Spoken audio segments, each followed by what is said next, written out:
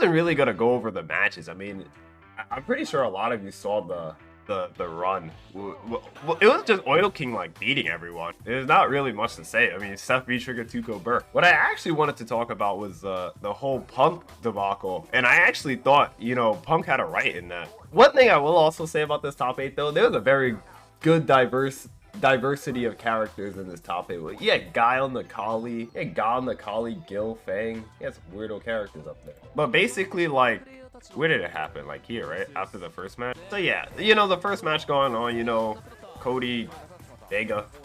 I actually didn't know who Punk was going to pick because I don't think Punk really has a character who does well versus Cody. I know a lot of people don't like playing Luke versus Cody. But then, you know, going through all of this, fast forward, you know, Vega stand medium punch go crazy. I can stand medium punch go crazy. Oh.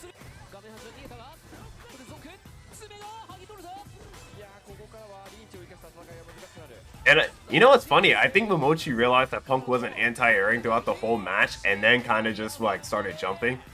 I know I skipped a lot of the match. But then like after, you see all the crowd, you know, clapping and cheering. And then I think, yeah, Punk called over. I think he was saying like the monitor was laggy or something.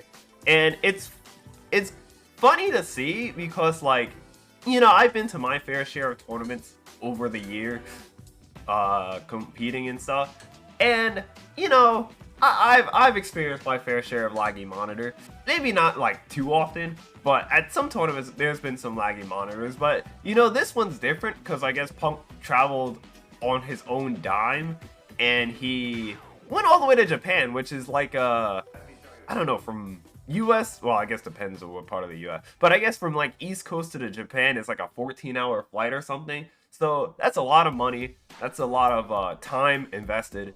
That's a lot of you know, resources and like time wasted. So you want to go to this tournament and definitely perform your best, and you don't want to go to a tournament feeling like you just lost to like the setup or you couldn't perform the way you wanted to perform. So then, you know, Punk saying the monitor is laggy and stuff, and then I don't think the TOs or the camera guys could understand, so they have to use Google Translate. So yeah, no one really knew what was going on. So it was like how long was this stop? This was like an hour stop or something, right? It was like an hour stoppage. It was mostly the stream setup. Yeah, but even then, I mean, it's still like you don't want to go all the way somewhere to figure out that the monitor is lagging or something and you can't perform at your best because, you know, problem.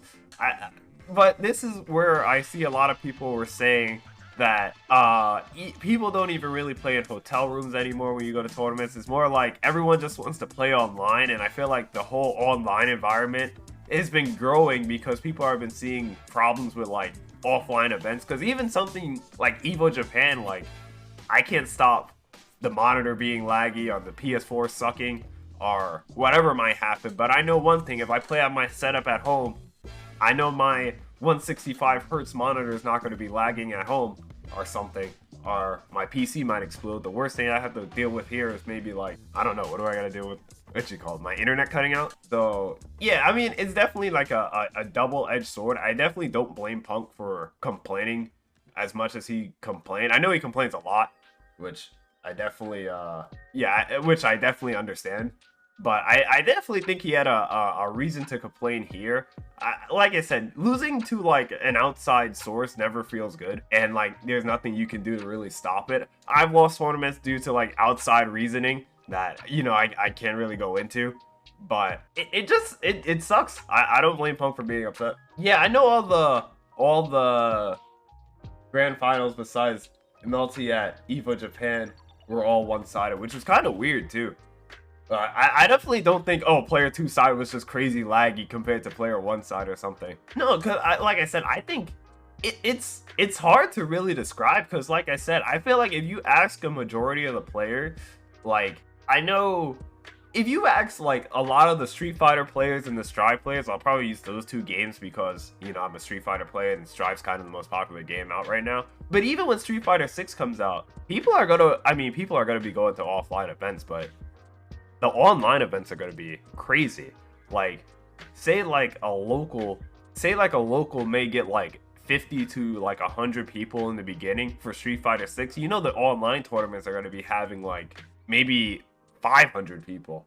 I don't think Punk was trying to ice Momochi. I think the monitor was probably just legit lagging. I mean, I heard a lot of problems with Evo Japan, the tournament as a whole. I heard like a lot of the pools were like taking mad long, like they were like 3 hours later or something, or like what was another one? There was only one setup to play at per stream. So I definitely heard a lot of complaints about Evo Japan, the tournament, but I mean, it is what it is. I mean, you gotta put on a good tournament to make people want to go to more tournaments. That's always how people need to realize. And like listening to the top players, I mean, if I say, oh, X tournament is good or Y tournament is bad, you know, people are going to take my opinion for it because, you know, I'm a player who goes to a lot of these events. I always tell people, can't even lie about this. My favorite tournament to go to is always Combo Breaker. I've never had a bad time at Combo Breaker. I always tell people, oh, Combo Breaker is the best tournament.